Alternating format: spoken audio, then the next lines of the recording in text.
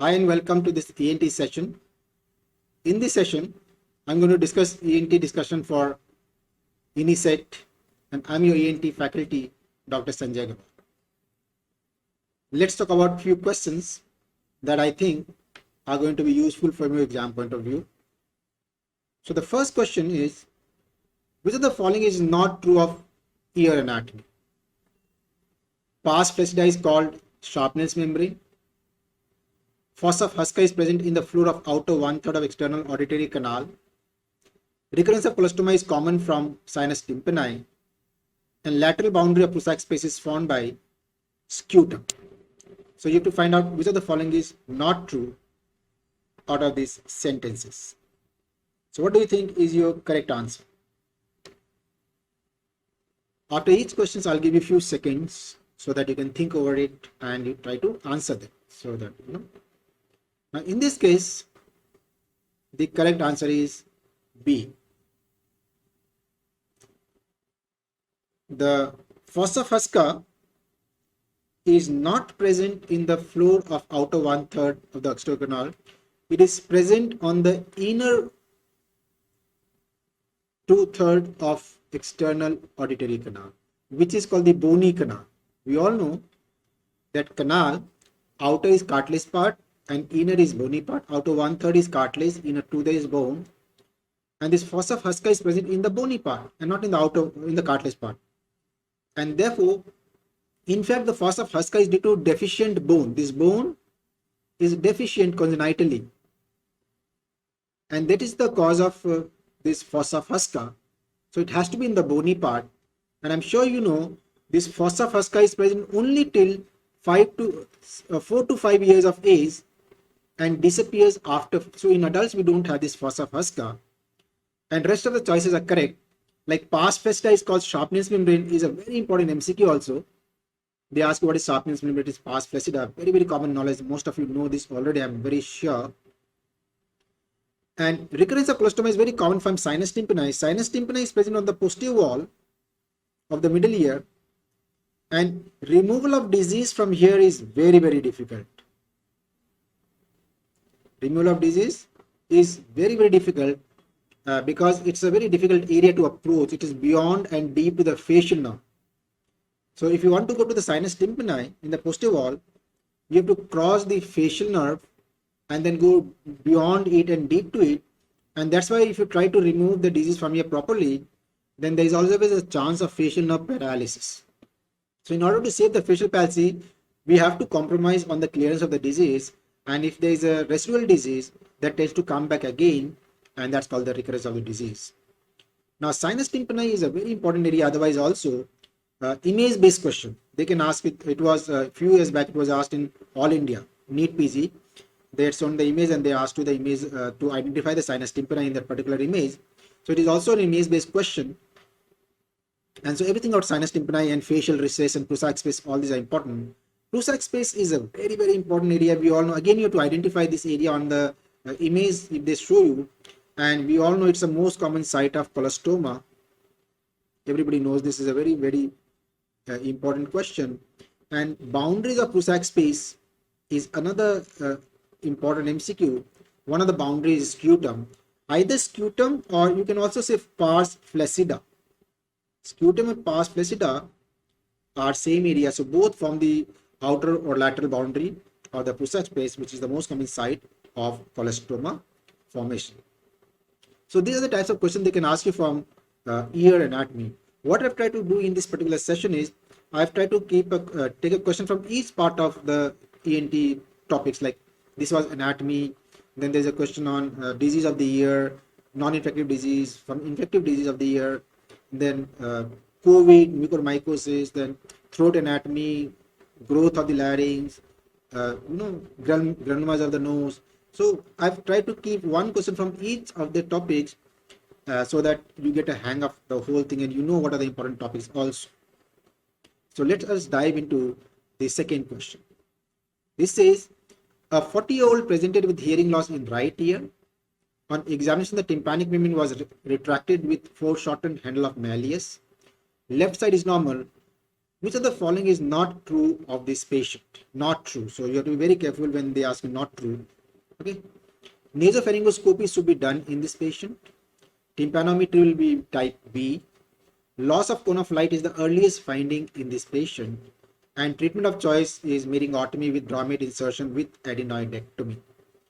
So which of the following is not true in a 40-year-old gentleman with right ear hearing loss with retracted tympanic membrane and foreshortened handle of Malleus?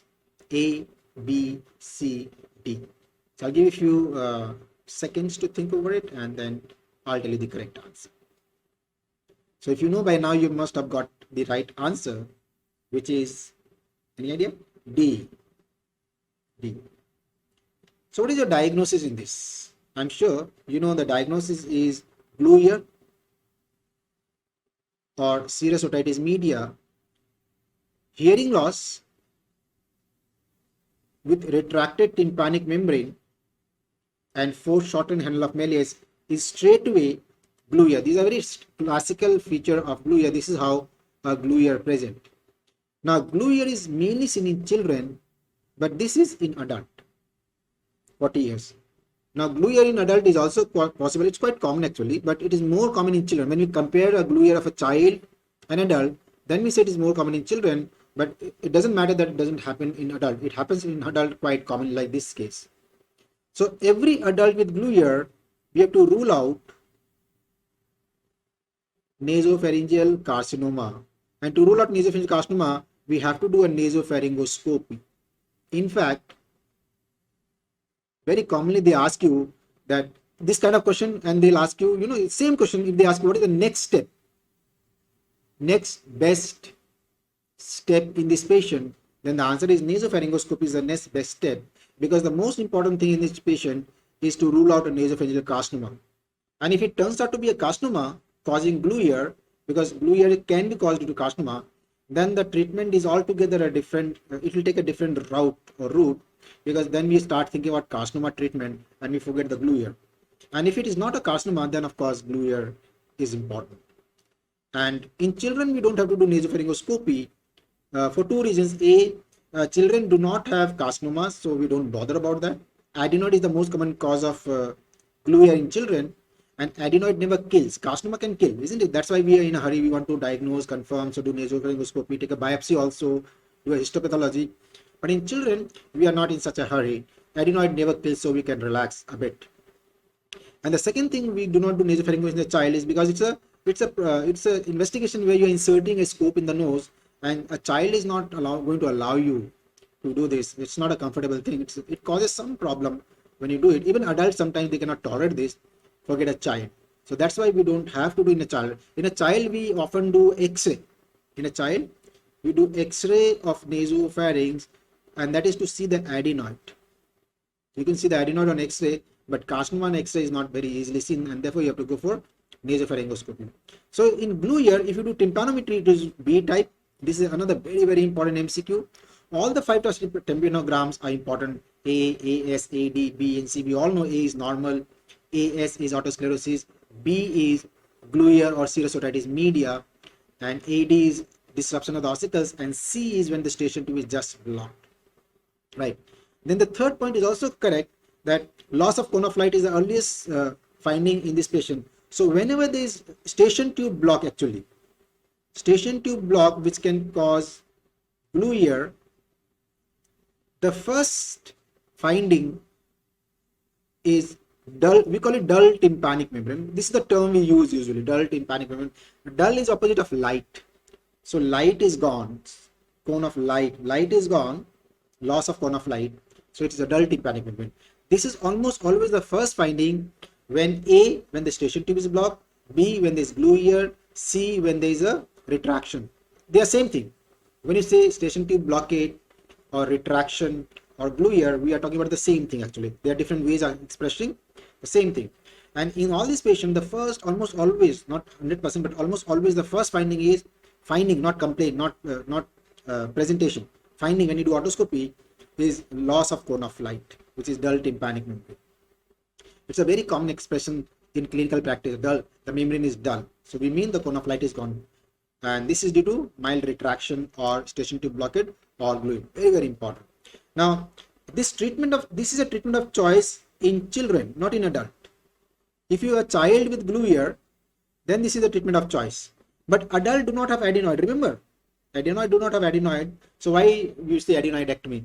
In adult, this is treatment, myringotomy with grommet insertion, but not adenoidectomy. That's reserved for children. So if I ask you treatment of choice in glue ear, treatment of choice in glue ear, then this is a complete answer. Myringotomy with grommet insertion with adenoidectomy, because glue ear is more common in children, I told you.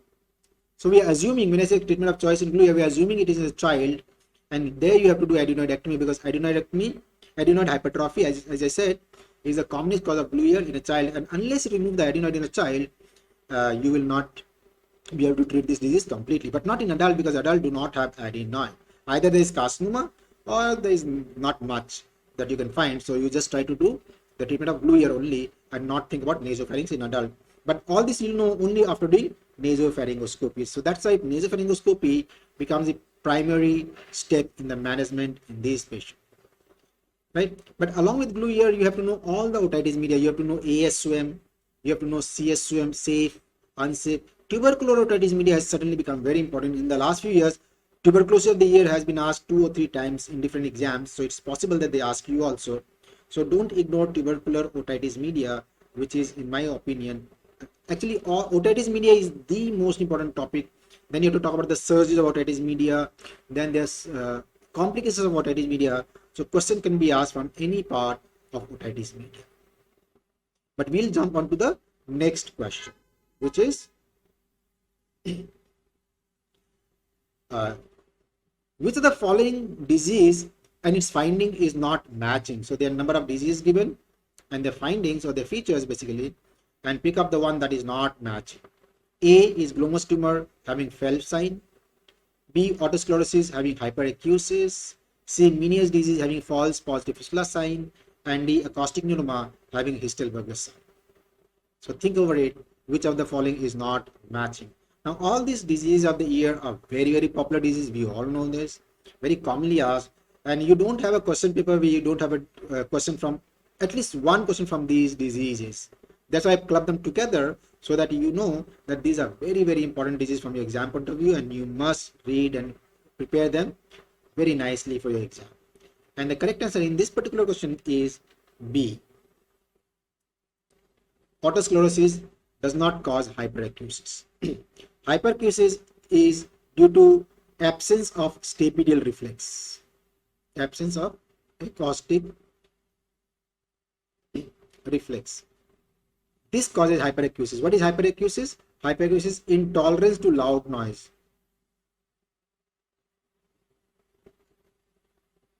Loud sound. Autosclerosis has something called paracusis. Not hyperacusis, it has paracusis. Willisii, and we all know this, it's a very popular feature of autosclerosis where the patient hears better in the noisy environment, isn't it? No hyperacusis. Hyperacusis, I told you, is due to absence of the stapedial reflex or acoustic reflex. It is intolerance to loud noise. And there's something called presbyacusis. Presbyacusis is senile deafness. Senile deafness means deafness, hearing loss due to old age. So these are the 3 acuses that you have to know. But autosclerosis is only the first one. And autosclerosis also has something called, I'm writing a Schwartz sign. Schwartz sign. And there is something called Cahardt's-Notch. Cahardt's-Notch. So these are the main features: Cahardt's-Notch, Schwartz sign, paracusis. These are seen in autosclerosis, not hyperacusis, not presbyacusis. Glomus tumor, of course, has Phelps sign. Then there is Brown sign in glomus tumor, Aquino sign, and there is rising sun sign. And patient has what is called pulsatile tinnitus. We know all this. So these are some of the features of glomus tumor: Phelps sign, Brown sign, Aquino sign, rising sun sign, pulsatile tinnitus. Very commonly asked, especially the Brown sign. Brown sign is very popular. Meniere's disease is a false positive slot sign. This is also called Hennebert sign. Hennebert sign is false positive slot sign. Then other features of Meniere's are Tullio's phenomena. Tullio's phenomena. Then there is diplacusis. This patient also has recruitment. So these are some of the features of Meniere's disease. And acoustic pneumonia has Hesselberg sign, and very important is loss of corneal reflex. This patient will also have what is described as loss of corneal reflex. So guys, these 4 diseases of the ear, which are non-infective disease of the ear, they are very, very popular disease. So these are only the features I've told you, the main feature, but you have to know everything about these diseases. Nowadays, they have been asking about the tuning for finding of these diseases. They'll give you, like in autosclerosis, they'll give you finding of Rennes and Weber's and Swaback's and Gailey's like this, and they'll ask you which of the following is true or which of the following is not true. So 3 they'll give you correct answers, correct findings, and one they will just twist a little bit and they'll ask you which of the following is not true. So read these 4 diseases very, very nicely, because like I said, they are extremely important points or topics from your exam point of view. So usually we divide the disease of the ear into infective diseases, non-infective. The previous question was from the infective disease, inflammatory disease, and this is from the non-infective disease. So we have covered both these categories with 1 question each. Next question. A 50-year-old lady treated for COVID-19 infection is showing signs of improvement, but patient also complains of black nasal discharge and some black patches around the eye. Which of the following treatment option can be used in this condition? A. Liposomal amphotericin B. Second, IV posaconazole. C. Functional endoscopic sinus surgery. And D. All of them. So we all know it's a patient of COVID who has been treated successfully and there is signs of improvement, but then the patient has complaints of black nasal discharge and black tissue or patch around the eye. So you have to make a diagnosis, and then you have to tell me which of the following is a treatment which can be done, A, B, C, D. And I'm pretty sure that because this is a hot topic of it's a topic of the season, you can say, and that's why we are pretty sure, all of us, that they are going to ask you at least 3 to 4 questions from total number of questions from COVID, and this is mucormycosis, isn't it? This is black nasal discharge and black patch around the eyes is mucormycosis, which is called black fungus. But black fungus is a misnomer. Mucormycosis or naso-orbital mucormycosis, naso-orbital, because it is showing black patch around the eye. So most commonly it has gone to the orbit also. So not, and it can also go to the brain. So cerebral mucormycosis, very, very important. This topic is otherwise also important. I've been teaching for so many years, and ever since I started teaching, I always, in all my lecture, I definitely talk about mucormycosis, always. It's such an important topic. But now it has suddenly become, because of COVID and steroid that we give in COVID, plus India is a diabetic capital of the world. So these 2 factors contribute to so much of mucormycosis. So mucormycosis, you are definitely going to get a question. And COVID also, they might ask about the virus, how they spread, features, CT scan finding, emergency treatment, everything they can ask you. Even the data from the PSM point of view, they might ask you data, how many deaths, how many cases, all that. Anything about COVID and mucormycosis, you have to know. Images. Mucormycosis, you should be able to identify the images if you show the image of endoscopy of the nose. Or so I've taken a full, I made a full video on mucormycosis. So if you want to know more about mucormycosis, you can go to the app, eGurukul app, and you can look for that video where all the information that is relevant from the ENT point of view is given. Once you see that video, I'm pretty sure that you'll not have a problem answering question on mucormycosis. But in this case, what is your answer? The answer is all of them. Now the question is, they're not asking the treatment of choice, the first drug or all that. They're asking which can be used. All can be used. This is most commonly done. You can call it a drug of choice in a way. But there are few contraindications of this. One is a patient who has kidney disease. You cannot give, because amphotericin B has a kidney toxicity, nephrotoxic it is, and people who cannot tolerate for some reason, and when you want to continue for long duration of time, continuation therapy for long duration, in all these cases, you cannot give mucormycosis. There comes the role of posaconazole. Posaconazole is an azole. It's a relatively new antifungal drug. It is less toxic than amphotericin B, but it is less effective also. It is less toxic but less effective. It's very costly. Both, all of them are costly, but this is even more costlier because it's a new drug. But less toxicity. It can be tolerated better. Tolerance is better. There is no much kidney toxicity, and therefore, when you want it for continuation therapy, then you can go for posaconazole.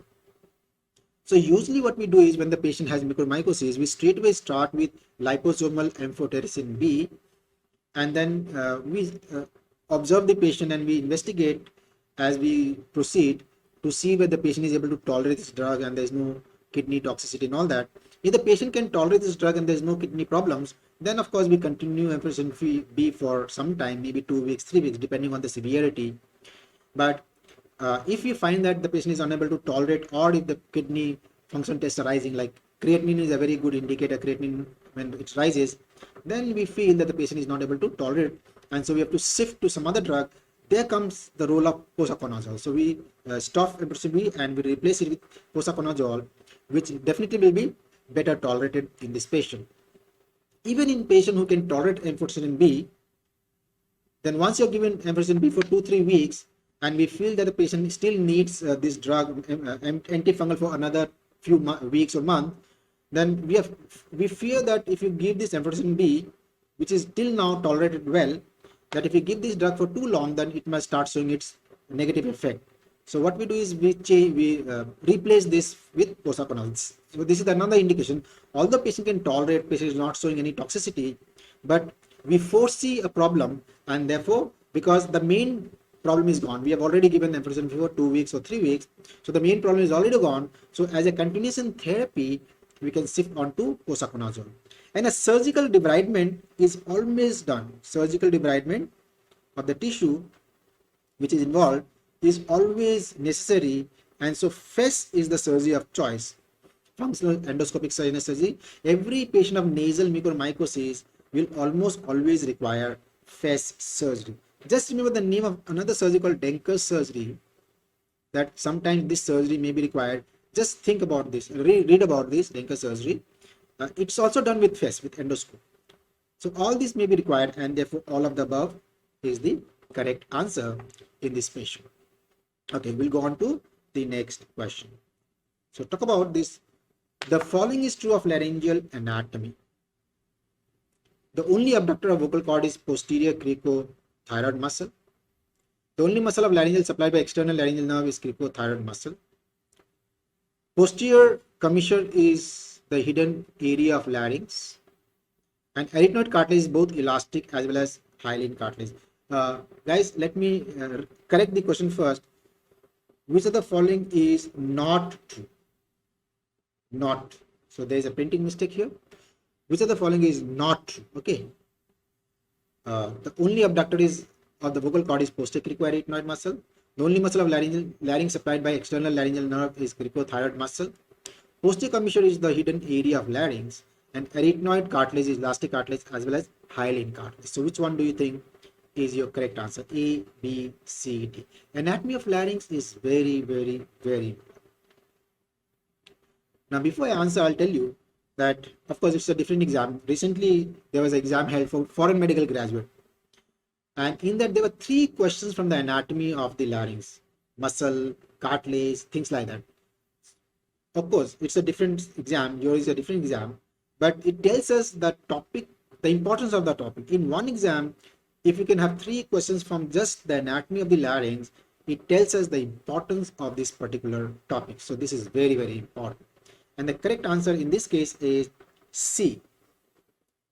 Posterior commissure is the hidden area of the larynx is not true. See, this is a very important MCQ, that the only abductor of the vocal cord is PCA. I call it PCA, posterior cricoarytenoid. It's been asked so many times. I always say this. See, there are two important questions from the muscles of the larynx. One is the only abductor, which is this question. Then it is PCA, posterior cricoid. I always say if there is any other question from the muscle of the larynx, always say cricothyroid. Because cricothyroid is a very different kind of muscle compared to the rest of the laryngeal muscle. The source is different, where it comes from, the nerve supply is different, the function is different. So if they ask you any other question from the muscle of the larynx, if you know the answer is well and good. If you don't know the answer, that you go for cricothyroid. I can tell you 9 out of 10 times you'll get it correct. Not always, but 9 out of 10 times. Right? So, and this is the only muscle supplied by cricothyroid by external laryngeal nerve. So this is again true. This is a true statement. And arytenoid cartilage is very interesting. Arytenoid cartilage we draw like this small pyramid. This is called anterior process of arytenoid. And this much, let's say, and this is rest of the arytenoid. This rest of the arytenoid is made up of hyaline cartilage, and the anterior process is made up of elastic cartilage. Actually, developmentally also, these two parts of the arytenoid, they come from different sources and they join to become one arytenoid cartilage, but they come from different areas, so there are different types of cartilage. Now, anterior commissure, this anterior process, which is elastic cartilage, is a part of the vocal cord. This is a posterior 1/3 of vocal cord. So it's different from rest of the hyaline, rest of the cartilage, because it's a part of the, it's considered as a vocal cord. The rest of the cartilage is not considered as a vocal cord, and this is also the most common site of intubation granuloma. Intubation granuloma arises from this elastic cartilage. So this anterior process is also called vocal process. Why it's called vocal process? Because it's a part of the vocal cord, so it's called vocal process. So these are some of the points about arytenoid, which is a very, very interesting cartilage. The other elastic cartilage of the larynx is epiglottis. Epiglottis is also elastic cartilage, and rest of the major cartilages are hyaline cartilage. All the major cartilage like cricoid and thyroid, they are hyaline cartilages. Okay. Now, what is hidden area of the larynx? Hidden areas of the larynx are areas that cannot be seen on indirect laryngoscopy. Areas that cannot be seen on indirect laryngoscopy are called hidden areas. To see these areas, you have to do a direct laryngoscopy. And there are 3 or 4 areas, like not posterior commissure, but anterior commissure is a hidden area, not posterior. Posterior commissure is very nicely seen on posterior rhinoscopy, but anterior commissure cannot be seen. Then a part of the, we call it laryngeal surface of infrahyoid epiglottis. This is then piriform fossa. These are some of the areas which are called hidden, and this is another very important point because they keep asking this question from the exam point of view. It's quite relevant and important. So know the hidden areas and the difference and the names of the part. These are not the only hidden areas, there are other areas also, but these are the important ones. Okay. So anatomy of larynx, once again I'm telling you, is very, very important. Another question is an image-based clinical question. A primary school teacher presented with hoarseness of voice. There is no other systemic disease. His vitals are normal. Laryngoscopic finding is shown. Which of the following is not true?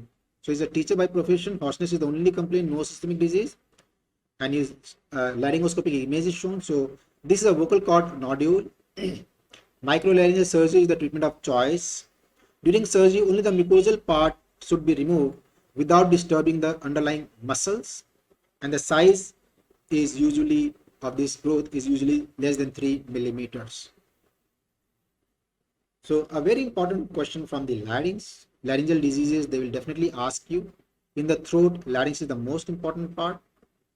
And questions of nodule, polyp, papilloma, laryngocele, cyst, they get asked very, very commonly. So on all my lectures, I teach about this, but this is a very specific question. So what is your answer?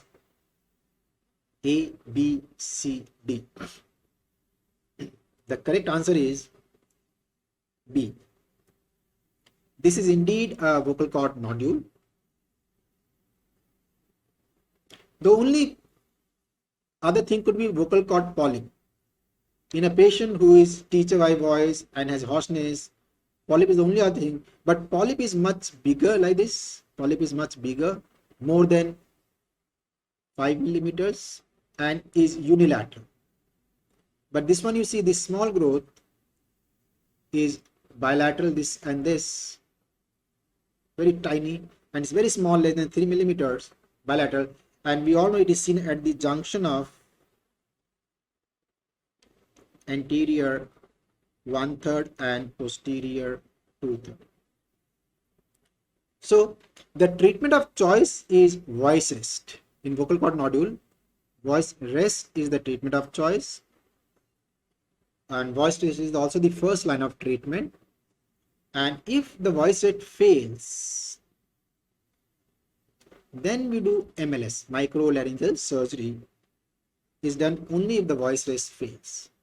In polyp, microlaryngeal surgery is the treatment of choice. In polyps, not in nodule. So that's one thing you have to know. And you should be able to differentiate a nodule from polyp, from clinically, from the question, from the findings. And there's some differences. There's some points how to differentiate a polyp from the nodule. Again, you have to go back to the lectures. On eGroupal, you can see that all the points are very nicely given. I make a column table and then I write them. I show you the images also.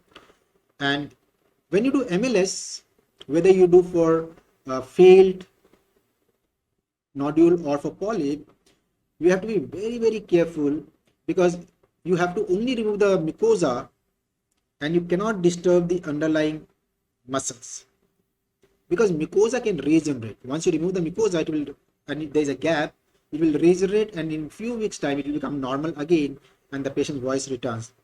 But if the muscle gets damaged, we all know muscle do not heal very nicely. There will be some fibrosis. Even if it heals, it may have some fibrosis. And if there is, because these muscles are very tiny, they are not very big muscles like muscles of the limbs and all. They are very, very sensitive small muscles. 1-2 strands of fibrous tissue, the vibration pattern will change and the voice of the patient will change. So you cannot afford to disturb the muscles of the larynx when you do doing microlaryngeal surgery. That's why we have to use a microscope. Why it's called microlaryngeal surgery? Because we have to use microscope. Why you have to use microscope? So that we can delineate the layers of the larynx very easily. We can separate the mucosa from the space, from the muscles, from the ligament. There are 4 layers. If you have attended any lecture, you'll know when I draw the larynx like this, and this is the vocal cord, and there are 4 layers. There is muscle layer like this. This is the muscle layer. Then there is ligament layer. This is ligament layer.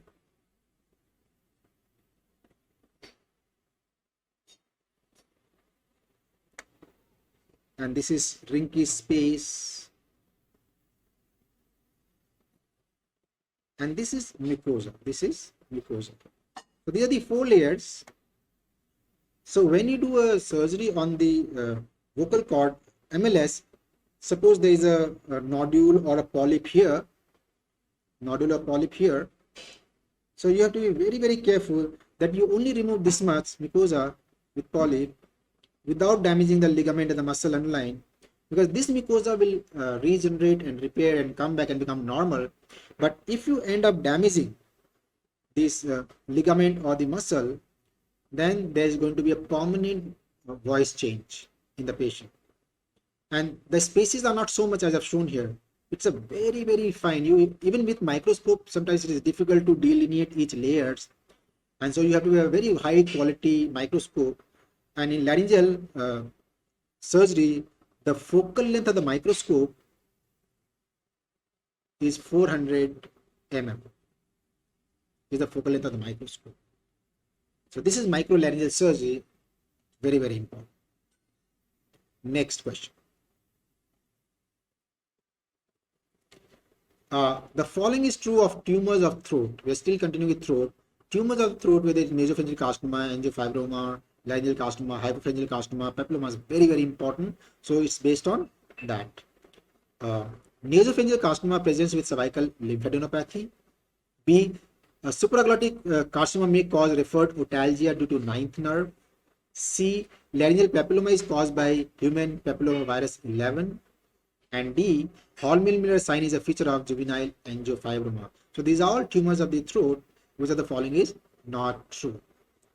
So you think about this question, the answer. In the meanwhile, I'll repeat what I just said, that tumors of the throat are extremely, extremely important. We have to know the site of origin, the causes, the age group, the symptoms, the presentation, investigations, treatment, everything about this nasopharyngeal carcinoma, laryngeal carcinoma, hypopharyngeal carcinoma. 3 carcinomas and 2 benign tumors. One is juvenile angiofibroma and laryngeal papilloma. So we have many of these already in the choices. And what is the correct answer? Is it A, B, C, or D? The correct answer is B. A supraglottic carcinoma of larynx causes referred pain to the ear via the vagus nerve, which is ninth nerve. Vagus. Because larynx is supplied by, the entire larynx is supplied by 10th nerve of vagus, so you cannot have any referred pain from the larynx through any other nerve except vagus. And a branch of vagus in the ear is Arnold's nerve. Arnold's nerve. So you can say vagus, you can say Arnold's, they are all same thing. This is the one that is referring pain to the ear. It's a very, very important MCQ also otherwise. So very commonly asked. Which of the following is true? Again, there is a printing mistake. Please, another question where it should be not. Which of the following is not true? Okay. So please excuse for that. Which of the following is not true? B is not true. All the 3 are true. So this is true that nasopharyngeal carcinoma, the most common presentation of nasopharyngeal carcinoma is cervical lymphadenopathy. It's a very, very popular MCQ. This one. They ask you the site, fossa of Rosenmuller. Everybody knows, I'm sure. Fossa of Rosenmuller is the most common site. It is caused by Epstein-Barr virus. You know, there is a Trottus. This patient has what is called Trottus triad. So these are some of the other important features of nasopharyngeal carcinoma. Laryngeal carcinoma, of course, is very important, especially the treatment of laryngeal carcinoma, depending on the stage 1, stage 2, stage 3, stage 4 and all. And again, if you want to know the details, you have to, of course, go for the laryngeal papilloma, which is called JORRP, juvenile onset recurrent respiratory papillomatosis, is caused by human papillomavirus 11 and human papillomavirus 6. Right? It's a recurrent disease because of the viruses. So we have to give antiviral, intralesional antiviral, intralesional antiviral. That means we inject antiviral inside the tumor. That is what we do in this patient, intralesional antiviral therapy, along with, of course, surgery and all is done. And Hall-Miller sign is also called antral sign. It's a feature of juvenile nasopharyngeal angiofibroma. Again, you have to know this image also. They might show you the image of this sign in angiofibroma, where the posterior wall of the maxilla is seen pushed by the tumor. You know, posterior wall is pushed by the tumor. This is called antral sign. Then other features like frog face deformity. There is frog face. There is Hondusa sign. The site is important. Sphenopalatine foramen. And presentation. A juvenile male with epistaxis is the most common presentation. Juvenile male with epistaxis. Sometimes, rarely though, they might ask you about the surgical options in this patient also about angiofibroma, but that's a different topic altogether, not here. But these are some of the important things about the tumors of the throat. Tumors of the throat, you have to read. They are very popular topics. Let's go on to our next question. So here is a young patient presented with nasal blockade and nasal discharge. Anti-rhinoscopy did not reveal any abnormality, and so X-ray was done. The X-ray shown in the alongside, which of the following is true? This is Waters view. This patient should be advised contrast enhanced CT scan. The patient requires cardiac lung surgery. All are true. So there is a young patient presented with nasal blockade and nasal discharge, anti-rhinoscopy examination shows nothing, and so the X-ray was done, and the X-ray is shown. They asking the question based on the X-ray. This is Waters view. The patient should be advised contrast enhanced CT scan. The patient will require cardiac surgery. All of the above. Now, when they give you X-rays and when we give X-rays, at times it's not very clear or clean, but still you don't have a choice. That's how it is, and you have to cope. You have to be able to answer. So this is of course X-ray of the PNS. It is not Waters view. This is Pierre's view. This is Pierre's view. See, the difference between Waters view and Pierre's view is that Waters view is mento-occipital view. Okay. And Pierre's view is mento-occipital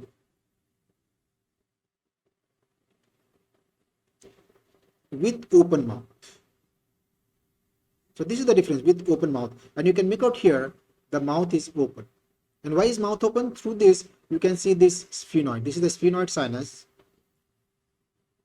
So in Waters view you will not be able to see sphenoid because the mouth will be closed. In this you can see the sphenoid because the mouth is open. So this is the only difference. That's why a lot of confusion can get created by this view. And in this particular X-ray you can see on this side there is some mucosal. I don't know whether you can make out. This area is showing some mucosal hypertrophy in the maxillary sinus. This side sinus is roughly by and large, not 100% though, but by and large normal. But this side is not normal. You can see mucosal hypertrophy, which is suggestive of sinusitis. Suggestive of, not confirmed. To confirm sinusitis, we have to do a CT scan. But we ask the patient to do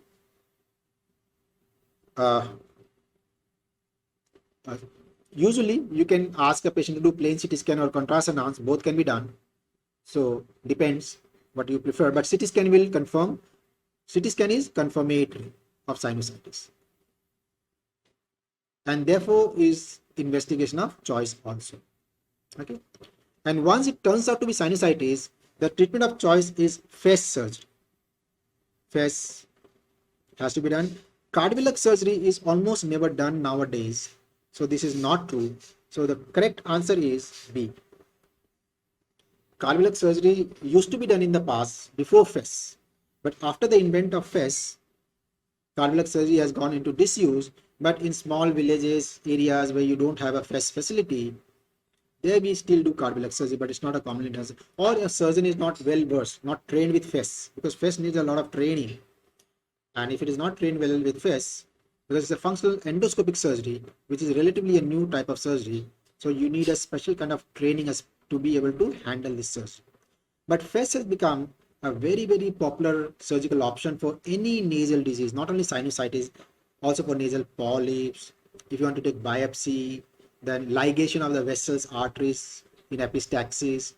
So FES has a very wide range of indications, and FES is done not only for nasal and sinus disease, it is also done for diseases which are outside the nose and the sinuses. I'll give you examples of diseases which are outside the nose and the sinus where FES is done. One is hypophysectomy, which is a surgery of the pituitary gland. Dacrocystorhinostomy. Again, dacrocystorhinostomy we do with FES. Then optic nerve decompression. Optic nerve decompression. Again, this is not a disease of the nose, but endoscopic nasal surgery. These are some of the examples where the disease does not lie in the nose or the sinuses, it is outside the nose and the sinuses, and endoscopic nasal approach or FES is the best surgical approach. And this is another MCQ. FES is a very, very important topic.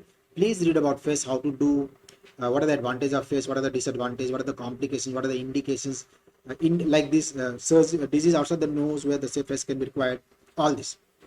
So really a very popular FES. Cardiac surgery, they still ask you the name. Although it is not done, this is only for maxilla. This surgery which is done for maxilla, and because this was one of the earliest surgery for maxillary diseases, maxillary sinusitis, that's why it has a lot of importance, and they still ask you about this in your exams. Next, which of the following is true of rhinosinusitis? Osteometal blockade is the most common cause of sinusitis. Young's operation is done in atrophic rhinitis. Double density scan is a finding in fungal sinusitis. All are true. So which of the following is true about rhinosinusitis? So you keep thinking. In the meanwhile, I'll tell you that rhinitis and sinusitis are ideally different topics. Rhinitis means infection of the nose, and sinusitis means inflammation of the sinuses. But because nose and sinuses are connected, eventually disease from one will always spread to the other area and involve the other side also, causing rhinosinusitis. So I always save time by teaching rhinosinusitis as a common topic, and there are many types, so there are many chapters on that also, but I usually combine them and make it a very precise and conscious effort. In almost half an hour, I maybe 1 hour, I cover the entire rhinosinusitis in my apps if you want to, if you're interested in this. But nowadays, atrophic rhinitis is a very common topic. Suddenly, they're asking a lot of questions from atrophic rhinitis. So pay special attention when you study atrophic rhinitis. But let us see the correct answer. The correct answer, I'm sure you must have guessed, it's a simple question, is all of the above.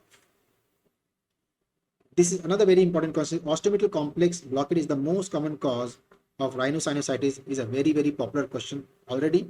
That's why when we do the surgery of this FES surgery, which we just discussed, in FES, the first step is to open osteomeatal complex. OMC is osteomeatal complex, by doing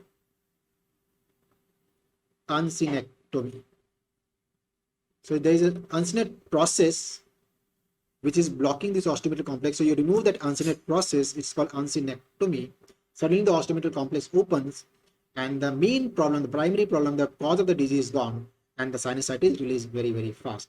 Young's operation is done for atrophic rhinitis. Very important point. This was asked just last year, so it's very important. You do Young's operation, you do modified Young's operation,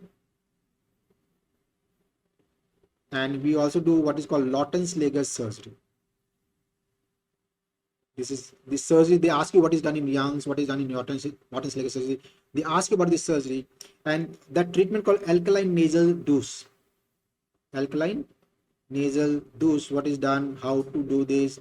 What are the content? And the other name of atrophic rhinitis, the cause of atrophic rhinitis, the main complaint, merciful anosmia. Very important point. Merciful anosmia. So these are some of the other important topics of atrophic rhinitis that you have to know. And double density scan was asked last year. It is a CT scan finding where which is diagnostic of fungal sinusitis. There are two densities, double density. One density of polyp, which is soft tissue, and the second is calcium deposit. This polyp has calcium deposits, and calcium is more hard, it is hard like a bone, almost bony hard. So the density looks very different from the soft tissue. And so when you see these two different densities in sinuses or nose, then it is diagnostic of fungal sinusitis. And this is mainly to differentiate from normal polyp. Normal polyp has single density, and fungal sinusitis is double density because of calcium. Normal polyp do not have calcium. In some books, instead of double density, they'll say heterogeneous scan. So be mindful of this term. It means double density, and this single density will be homogeneous. We know homo is one and hetero is more than one, isn't it? So that's why these terms are important for you from the exam point of view. So very important terms, these simple ones. Then we go on to the next question. Which of the following is not true of granulomatous conditions of nose? So another very important, is it rhinolith? I'll first give you the choices.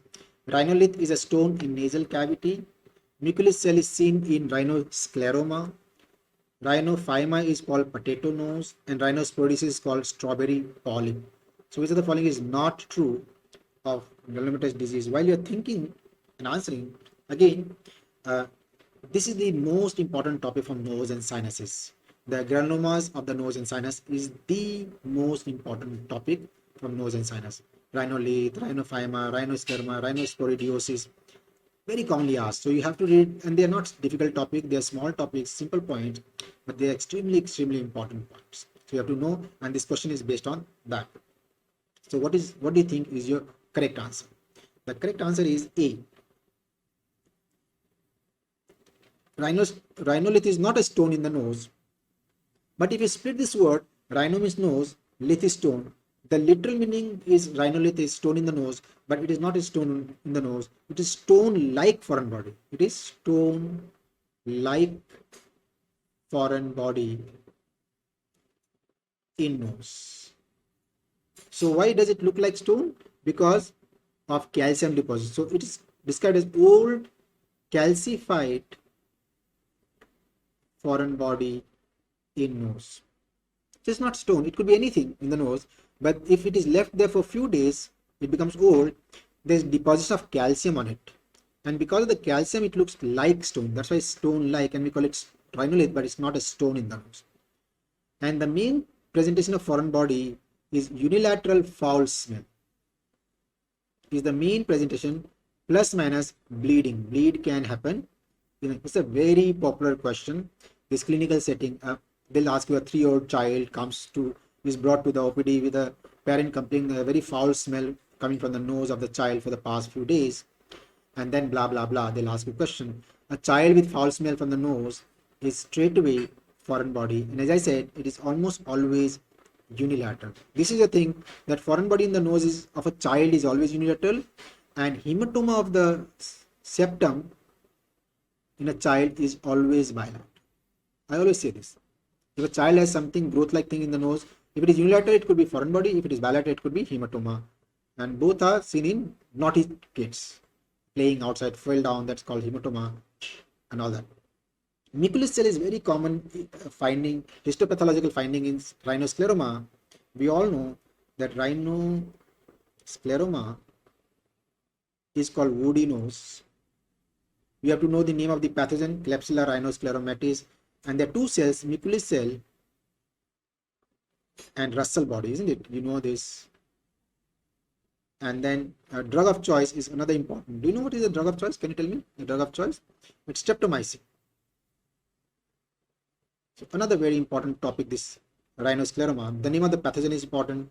Then rhinophyma is called potato nose. This image is extremely important.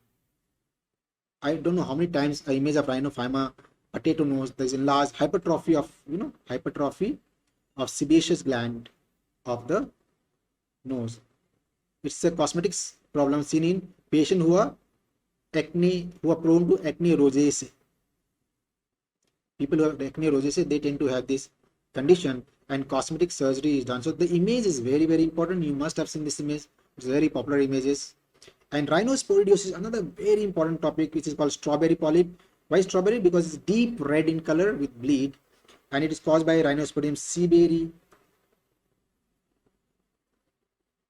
It is seen in coastal areas of South India. It's a protozoa, not a fungus. This is a controversial thing. They ask you that rhinosporidiosis is a protozoa fungus. It's not a fungus, it's a protozoa. And it's called strawberry polyp because why this strawberry polyp is important, I'll just tell you. And drug of choice is Dapsone.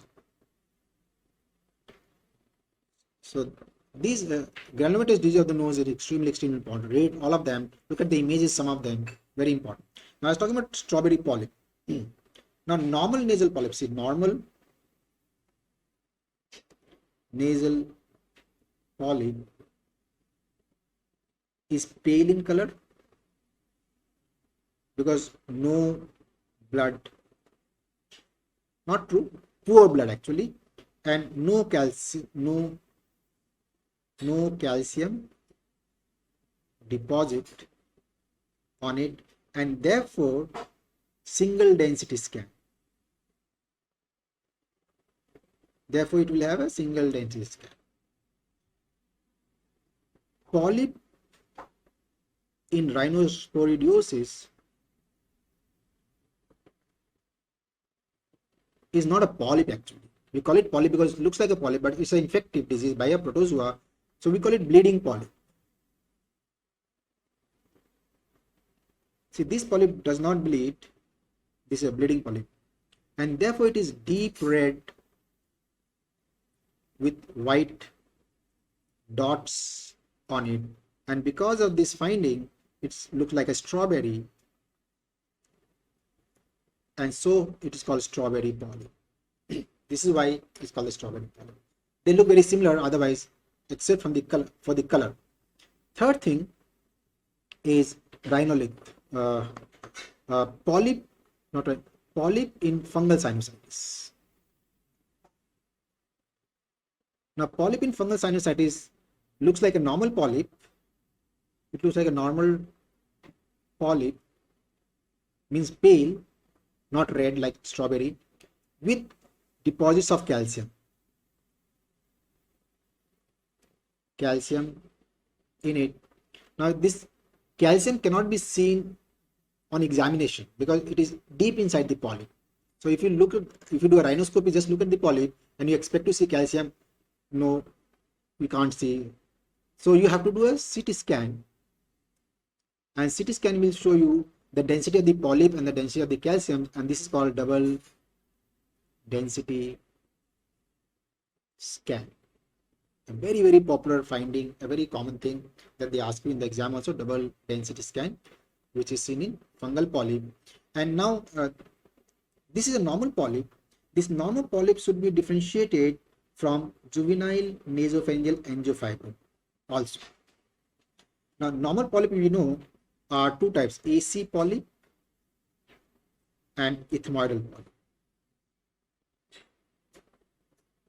So, this AC polyp must be differentiated from juvenile nasopharyngeal angiofibroma. So, what is the confusion? Why do we have to differentiate? Because both are seen in children,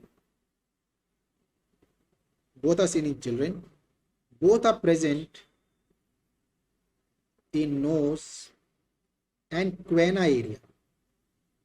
See, enterochoanal polyp, the name itself says, and both are growth in nose. So these are the common features, so between polyp and angiofibroma, and therefore you have to be able to differentiate between these two also. Now, angiofibroma is usually red because it is vascular tumor, but sometimes can be pale also due to fibrosis, fibrosis. That is one thing. And second point is crescent sign is positive. Crescent sign is also called dot sign. Crescent sign is also called dot sign. It is positive. Normal polyp, on the other hand, is always pale, as we discussed here, always pale, and crescent sign is negative, right? So this can help you differentiate between a normal polyp and a juvenile angiofibroma, and this is juvenile angiofibroma is always in males. This is male and female, so there is no preference to male or female. So when you have a growth in the nose which looks like a polyp, so these are the four things that should come to mind. It could be angiofibroma, it is a male and bleeding and red thing and all that. It will have crescent sign. But this is very common, any male or female, but there's a growth in the nose which is pale in color, not bleeding. And if you do a scan, there is no single density, there is no calcium and all. This is a simple nasal polyp, simple treatment. But if it is a bleeding polyp which looks bleeding and deep red with white dots looking like a strawberry, it could be rhinosporidiosis, dapsone and surgery. Dapsone and surgery has to be done. But a polyp, everything is similar to a polyp. We cannot differentiate. But on a scan, there is a double density, there is a deposit of calcium seen on it. Then it is suggestive, highly suggestive of fungal sinusitis. So what you can do is you can stain for fungus. You can take a swab from the nose, stain for fungus, like cave wet staining or Gomori stain. There are so many other stains you can do, and then you have to give antifungal and FES. So you have to do FES plus antifungal, of course. But one of them could be mucormycosis. Now, mucormycosis is a different kind of fungal disease of the nose that we have discussed. We had a question on that also. Right. So with this, we complete all the important questions that I plan to discuss with you as far as the ENT is concerned for INI set. I hope that this session was useful and really, uh, I'm really hoping that you guys are really working very, very hard for your exam. And this is the last time, it's like a last dash. So we have prepared these short sessions with MCQ in all the 19 subjects, and they are going to be very, very useful for you. So just read them very nicely so that you are well prepared for your exam. So with this, I'll sign off from eGurukul platform, your ENT faculty, Dr. Sanjay Agrawal. Thanks and best of luck.